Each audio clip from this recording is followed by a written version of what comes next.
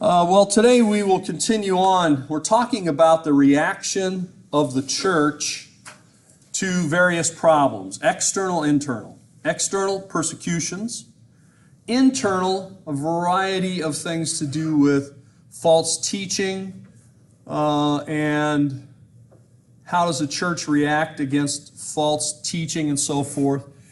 One of them, of course, becomes more structured. More authoritative. You have bishops, singular bishops over congregations. You also, of course, they want to make sure that the Bible, the New Testament, is accurate. They have this from very early on. So, in fact, part of the reason why different lists are created of the books is because of the false teaching. False teachers had advanced works that were not accepted as the New Testament because they were filled with what was considered to be heretical teaching. So somebody who was advocating, for example, Gnosticism would advance a book that they would claim was written by someone, let's say Thomas, and say that it was a true gospel. But when the book was examined, it's not in the earliest list. People did not know about it. And when they examined it, they found that the teachings do not agree. So this became then the canon. The canon is the measurement of these works. Originally by a reed. They would use a reed, like let's say a papyrus reed or some other kind of reed. They would usually break it the length from your elbow to your end of your finger. That was a cubit, and they could use it to measure with. And they used it in building and so forth. It became a standardized measurement. Also, we're going to see they had criteria. We mentioned last time one of the criteria was authorship. They would look carefully at who authored it, or who at least it was claimed authored it. Was that person an apostle? Was that a person closely associated with an apostle? If it's somebody else, they were very skeptical of the work. Secondly, they would look at the content. Was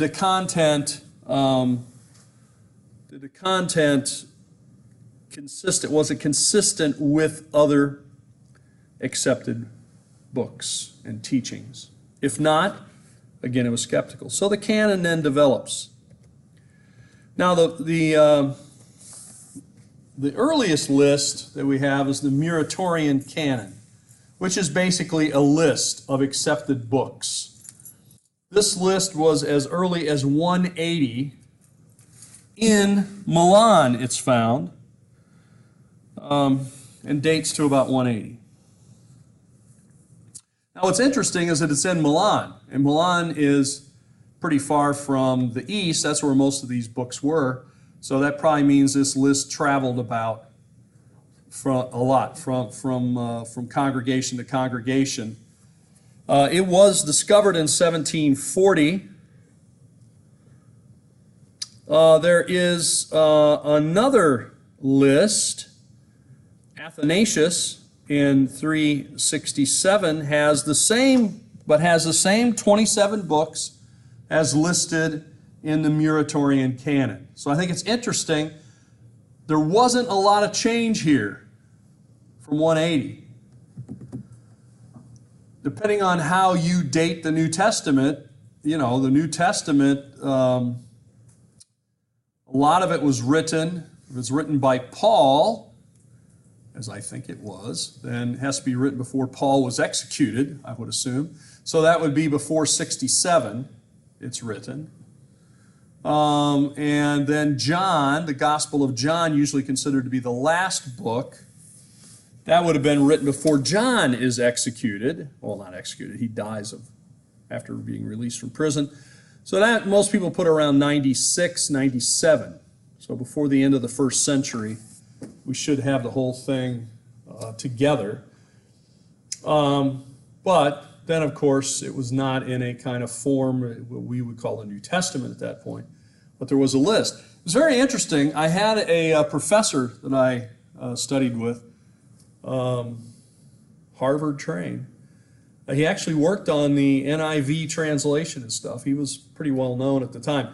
He had an interesting view, which I think has some merit. I'll just mention it here. As you know, Luke, and some of you are very pro-Luke. Who was it? Somebody in here was very pro-Luke, saying that Luke wrote more than Paul. I don't know who that was. Maybe that was somebody else. Anyway, I'm pro-Luke. I like Luke. But anyway, Luke writes the Gospel of Luke, right? Then Luke writes the book of Acts, right, which is lengthy. In the book of Acts, he says that this is his second. You know, as I wrote to you before, and he mentions this is second. The argument here is that the phrase that he used there implies that there's a third. Otherwise, he wouldn't have said second. He would have said there was a first, or he would have said this is the last one. He said this is the second one. Okay, so you can think about that. So what my professor argued is that Luke intended to have 3 volumes. The first volume to be the gospel, introduce you to Jesus and Jesus' ministry and so forth. The second one would be the history of the church and the foundings of the church, and focuses primarily on Peter and then Paul and the beginning of the church. And the third, he believed, was actually a collection of Paul's letters. Because, you know, Luke was with Paul much of his, he starts on the second missionary journey. So much of the time when Paul is writing his letters, Luke is there with him. So, what my professor argued is that Luke made a collection of Paul's letters, and that he intended all 3 of these volumes to be, all 3 of these things to be circulated: the gospel, the book of Acts, and the collection of Paul's letters.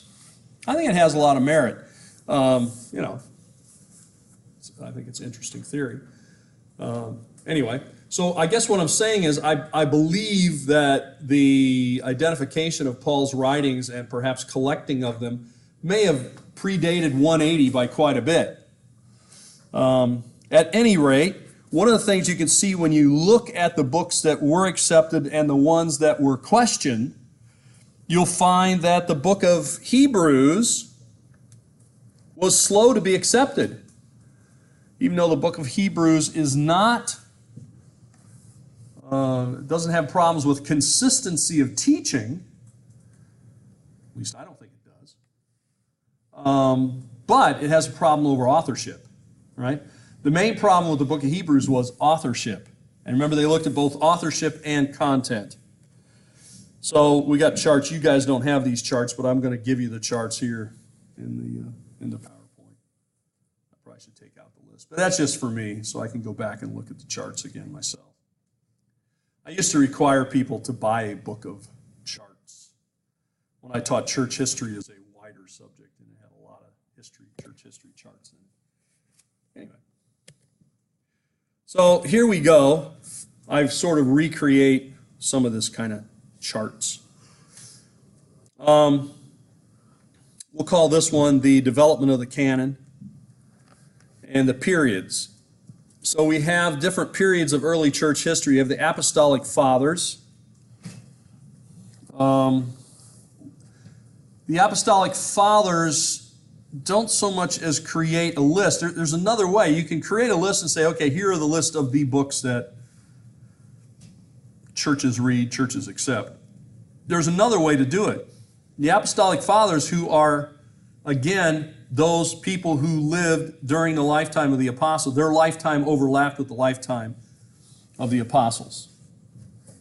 So they're in the 1st century, early 2nd century. As you can see here, 100 to 140. The books that they accepted, and they didn't list any that they questioned, were the Gospels and Pauline. Now, how do we know it's not a list? It's because they're quoting it. They're citing it. They're saying, as our Lord, and then they quote. And basically you can look, okay, that's coming from Luke. That's coming from Mark. So forth.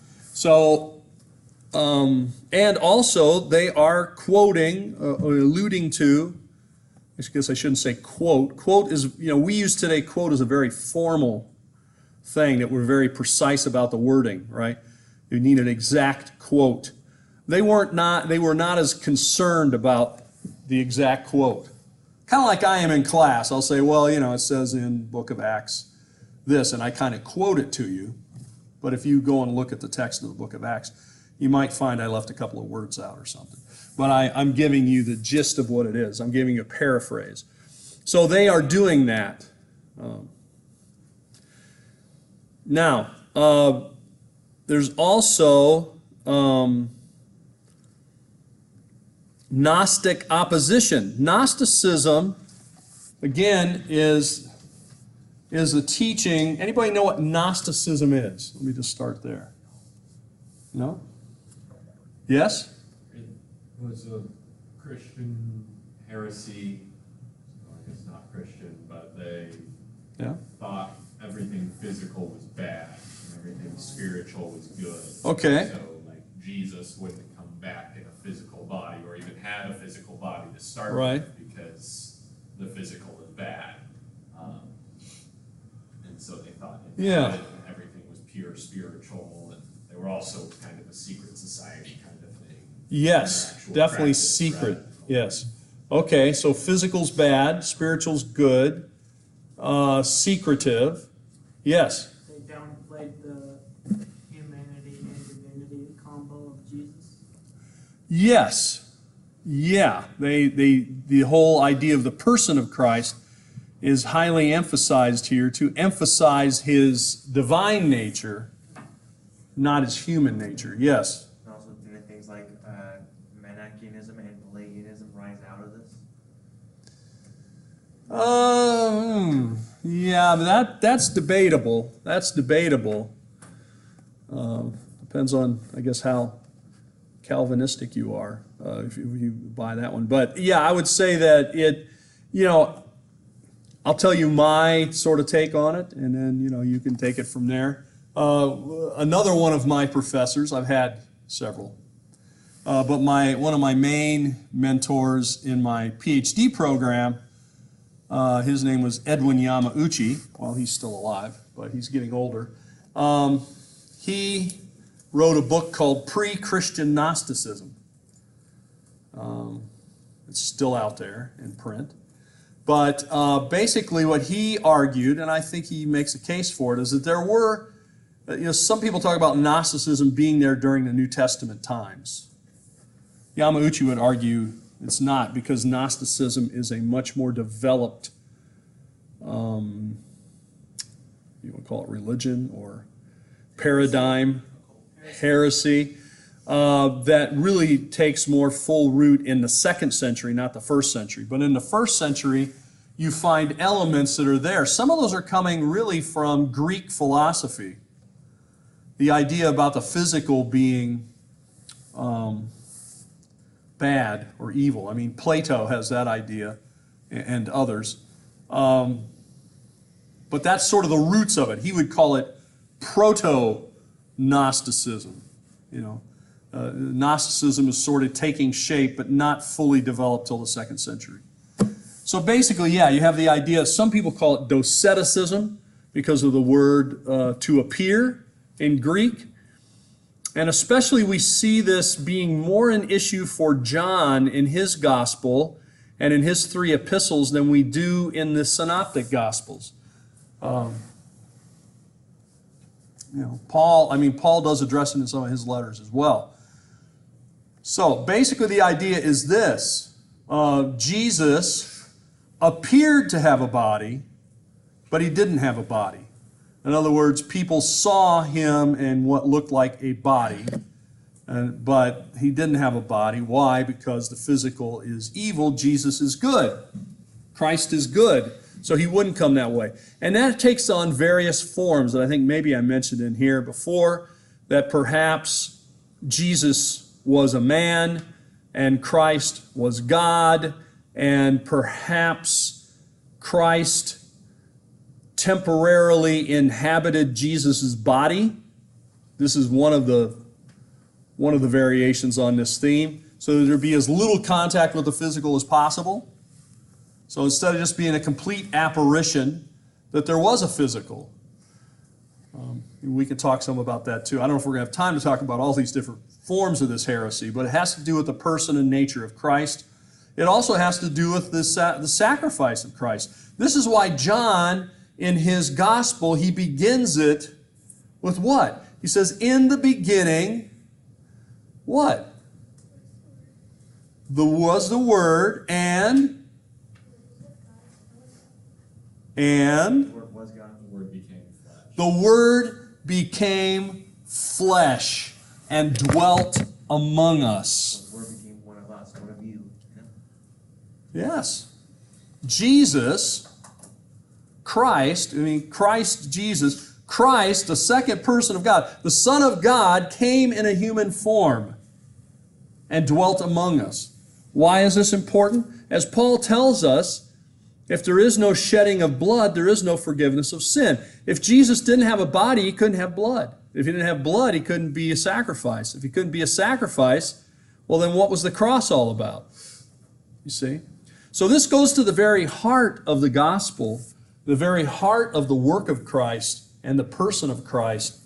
And they were coming at it from a more sort of philosophical sense, saying, well, spiritual's good, physical's bad, so Jesus obviously, Christ did not have a body.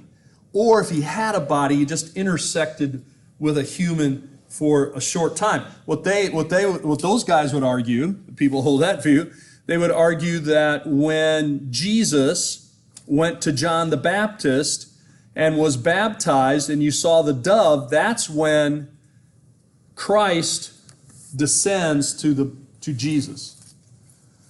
And then when Jesus is on the cross and cries out, my God, why have you forsaken me?" That's when he departs. So there was a 3-year roughly window that they were somehow interacting right there, but so that Christ never died on the cross. Jesus died on the cross, but Christ was not there at that point. Well, all right. So we have Gnostic opposition, and so this then causes a reaction to Gnosticism, which starts to get more fully blown in the mid-2nd up to the 3rd century. We know a lot about it because of the Christian writers. And of course, this is what people always say, well, we only know bad things about Gnosticism because we only have the writings of the opponents of the Gnostics. We need to rehabilitate them. They were good people. Finally, there was agreement pretty much to the present canon that we have today. And this was affirmed and reaffirmed, as you can see here, the Synod of Rome and the Synod of Carthage. So you can look at that. Now, let's just put up a list of the debated books of the New Testament, just to give you an idea of how, if it's not listed here, it was not debated, right? The Gospels, none of the Gospels were debated. Out of Paul's writings, none of them were debated. The only Pauline writing that I think was debated was Hebrews. That's if you think Paul wrote Hebrews, which I do because I'm a radical. Yes? Also, I kind of think that a lot of the Gnostic philosophy believed in the concept of dualism, right? Yes. Yeah, I mean, the idea of dualism comes out of this, especially when you're dealing with a human. Yeah, human beings. Human beings, according to Gnosticism, have a divine spark within them. They have a piece of godness inside of this flesh, and it's trapped. And then upon death, it is released. Yeah. It gets pretty complicated. I had, at one point, I had an entire semester's course in graduate school on Gnosticism. So we read a lot of things. Not all Gnostics are the same. There are different groups of Gnostics. So it's hard to, when I think about it, I think, well, there's this, and this. So, it's hard to just summarize it into one thing. But yes, as a basic idea, there was the idea of dualism, that for a human being, part of our struggle is there. And so they take Paul's writings where he mentions, the flesh, where he's talking about, I think, the sort of sinful desires that we have, and they want to make that the body. The problem is the physical body, not the sort of spiritual corruptness that we might have, something like that. Okay, so it gets kind of complicated. Well, anyway, I just wanted to show you this and say, okay, here were the books that were actually questioned. These were the ones that were serious. If you watch, what's that movie? The movie with the Tom Hanks in it and the Da Vinci Code, yeah. There's also angels and demons. Yeah. I'm thinking of Da Vinci Code, where at the end they basically say, well, the whole Bible was just kind of people got together and just created it, that part was, well, there's a lot of problems perhaps with that book, but that part, especially, and I saw it in the movie. I read the book and I saw the movie as well, but anyway, they made it seem like it was all very ethereal and everything was just up in the air. Nobody knew. That really was not the case at all. The books that are not listed here that are in our current New Testament were all accepted. These were the ones that were questioned, and then the result. So it ended up there were only 3 excluded. But the reason to, as I told you, authorship and content. So Hebrews, part of the reason that Hebrews was finally accepted, I can tell you, is because people thought Paul wrote it. It's very Pauline in its... now, the thing is, of course, it doesn't follow the pattern in the beginning where it says, I, Paul, wrote this. It doesn't follow his normal epistle form, but I think it was meant to be a sermon, not an epistle. So I think that's why it's that way. Anyway, that's just me. You can think for yourself on that. But at the end, of course, it is accepted because they felt it was Pauline. Okay? Later on, this of course gives those who are going to be more conservative their only avenue to really go crazy on authorship as to who might have written it, because it's very boring to say Paul wrote it. So they like to come up with lots of different theories as to who wrote it. That's my take on it. Again, take that for what it's worth or not worth. So they come up with all kinds of things. It was written by Barnabas. It was written by Phoebe. It was written by, Aquila. Yeah, it was written by Priscilla. Yeah, Priscilla, Phoebe, Barnabas. Who knows? Maybe some unknown person. We can go crazy with it. We can say Martians wrote it. Well, they don't go quite that crazy. James, part of the reason of James was determining which James. And if it's James the apostle, it would have been easier than James the brother of Jesus, because James the brother of Jesus is mentioned in Acts as a leader in the church. But of course, you have the whole question of James was not there during the ministry and so forth. Anyway, finally it's accepted. 1 Peter is accepted. 2 Peter questioned, but finally accepted. Why?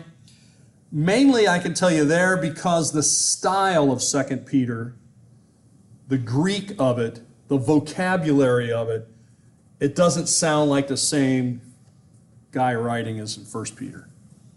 So, most people explain that with the amanuensis, the person who probably helped Peter write. Most of these guys had scribes or secretaries or amanuensis. So anyway, that's how that's explained. But that's why, because the vocabulary, if you line up the vocabulary and stuff, it's very different. 2nd and 3rd John, well, very much like 1 John. So the question is, I still remember a long time ago, in a distant past of my life, I taught New Testament, believe it or not, at a college. And one of the classes I was assigned was general epistles. General epistles. Well, the general epistles are all the epistles that are not Pauline epistles. What epistles are Oh, yeah, all kinds of them. First, second. 1st and 2nd Peter, 1st, 2nd, and 3rd John. They also, you've got James, so for Jude. Also, they gave me, just for fun, Hebrews and Revelation. So basically anything that was not the Gospels, was not Acts, it was not a letter of Paul, I was supposed to cover, which is basically like this, about a half of the New Testament. And so, and it's also the half of the New Testament that has the most variety of authors, right? And the most questions about authorship and interpretation. For example, Revelation, for example. Authorship, Hebrews, for example. And then, of course, you throw in there Peter, James, Jude, John. So it was a lot to cover in one semester. Anyway, so the reason I thought of that is that I would go through and we actually would try to cover every book, for which many students were not happy. They did not want me to try to cover every book because that was a lot of work, a lot for them to read, a lot for them to remember. I would go through and I would actually give a summary, and it's kind of a little lecture, and we would talk about, we'd have an outline of every book. And so I remember when I got to 3rd John, we were a little behind. And so I remember I said in class, well, okay, 3rd John, very short. It's very similar to 1st and 2nd John. So we're going to use the material we already talked about with 1st and 2nd John. And 3rd John, I'll just let you read that. We're going to move on because we've got to get moving. One of my criticisms when I was evaluated by students, on the one hand, was that I covered things too much. But one student criticized me and said I didn't value God's Word because I basically discounted 3rd John. And, said we weren't going to talk about it in class. So basically I found out you can't please everybody. So no, I do value 3rd John. I'm just saying it's rather short and similar to 1st and 2nd John. Well, then also, so if you notice, the debated books are pretty much the books I used to talk about. Jude. Part of the thing about Jude is it has quotes in it, citations in it to books that were apocryphal. We don't have time to talk about it here, and that's part of what got it into trouble. Revelation, just because it's so different. I mean, there's no other book like it in the New Testament. There are parallels with some Old Testament stuff. So that really draws it into question. And then there were 3 works that were finally excluded. The Shepherd of Hermas, it's often called. Authorship. Nobody knew who the Shepherd of Hermas was. I mean, the Shepherd of Hermas, I guess, is Jesus, but nobody really knew who wrote it. If people still used it for teaching and things, it's interesting to read it. The Didache is a summary of the teachings of the apostles, but nobody was clear as to which apostle or when it actually came into being, and there weren't other references to it. And the Revelation of Peter, which many people thought was not legitimate. So there we go. So, in the time we have left, let me just mention to you a few things about the New Testament and its manuscripts. One of the things I can tell you is that we have more manuscript evidence of the New Testament than we do of any other work from the same time period. For example, if you see down there at the bottom, Caesar's Gallic Wars, right? Very well-known work, dates to the first century, towards the end, before he dies, obviously. So around 50, let's say 50, 60 BC. But we only have 10 copies. All of them over 900 years after the time of Caesar. So in other words, the earliest copy that we have of the Gallic Wars is written around 800 AD. And we only have 10 copies. Yet no one questions that Julius Caesar wrote it or that it's a legitimate source. Okay? Take that and compare it to the New Testament, where we have over 5,000, about 5,500 manuscripts. And we have fragments that are very early that date to about 125 to 150 of the Gospel of John. Now, most people think the Gospel of John was the book that was written the last, right? So around 100, around 95. Here we have a fragment of it, which is about 30 years after it was written, maybe 40 years. We have fragments of it. So what I'm saying is, we have a lot of evidence, but of course people deal with the Bible in a very different way than they deal with other sources because of its content. And you can see a lot of this is coming from Egypt on papyrus, like the Oxyrhynchus papyri. Let me just show you one of these fragments of John 18. These are the earliest texts that we know of the New Testament. Let's talk about Pilate. Take him and judge him in your own law. Okay, John 18. And then if you flip that over, it's written on both sides because this is a codex. A codex is a book. By the way, Christians invented books. This was not on a scroll. So if you flip it over now, you look at it. Let's flip it over. Boom. The writing on the other side is from John 18. Then you say you are a king. I was born for this and so forth. I find no crime in him. All right, just some thoughts about the development of the canon, that sort of thing. All right, we will end it there for today.